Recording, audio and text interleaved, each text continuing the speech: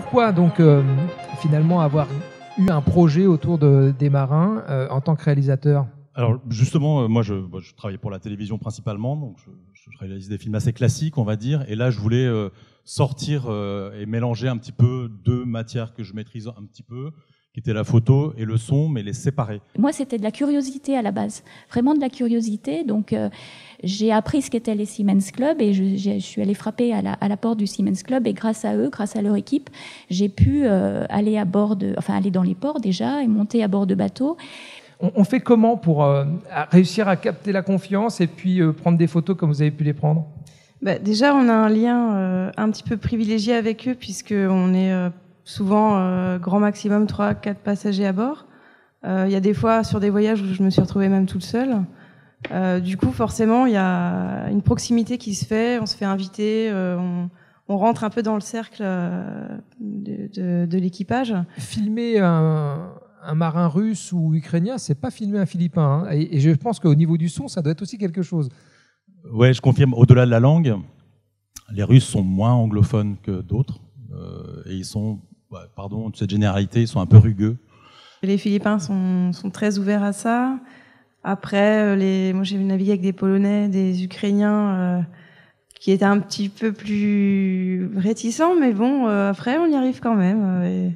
La difficulté de communication sur des équipages multilingues, où il y a un anglais un peu technique, un peu basique, qui permet à tous de se comprendre pour travailler. Mais dans la relation ensuite, ça peut être un peu compliqué quand vous avez à la fois des marins ukrainiens, roumains, français. C'est quand même un drôle de destin. Pour certains d'entre eux, partent de chez eux pour 9 mois. Et j'ai toujours eu l'impression que, et dans les rencontres que j'ai pu avoir avec eux aussi, c'était que on recollait un peu des morceaux d'eux-mêmes qui étaient partis, qui étaient restés soit au quai. Et j'ai l'impression qu'il y a une histoire un bout d'histoire qui s'efface en mer. Il y a un moment fort quand on traverse.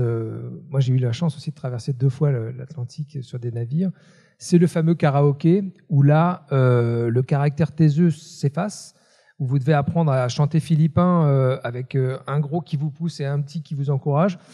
Enfin, en tout cas, moi, c'était mon expérience. Et il y a eu le avant et le après karaoké. Pour ceux qui font du chant, ils doivent savoir ce que c'est de chanter.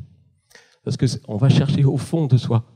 Et donc, c'est toujours aussi un côté j'exprime ce que je suis à cet instant et j'y vais quel que soit mon niveau de chant.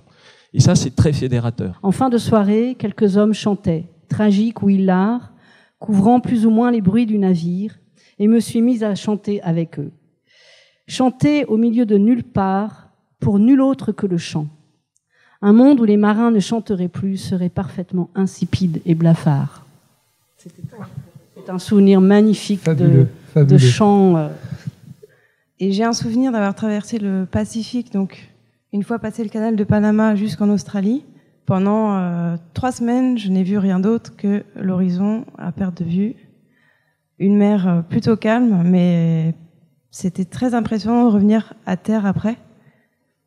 Parce que j'étais totalement perdue, j'avais perdu tous mes sens. D'ailleurs, j'ai ce souvenir que je débarquais à Auckland et j'ai fait peut-être 30 mètres et j'ai fait demi-tour, je suis retournée sur le bateau parce que ça grouillait, il y avait des bruits, il y avait des voitures, il y avait des camions partout et j'ai dit non, je peux pas. Et puis, j'ai aussi été très très marquée par la question de l'échelle. C'est que tout d'un coup, on est tout petit quoi. Hein, c'est intéressant de revenir à cette dimension aussi de notre fugacité et de notre fragilité. Et pour moi, c'était un voyage existentiel. C'était voilà. Et j'en suis pas. De toute façon, on n'est pas obligé de revenir des choses. On peut les prendre avec soi et voilà.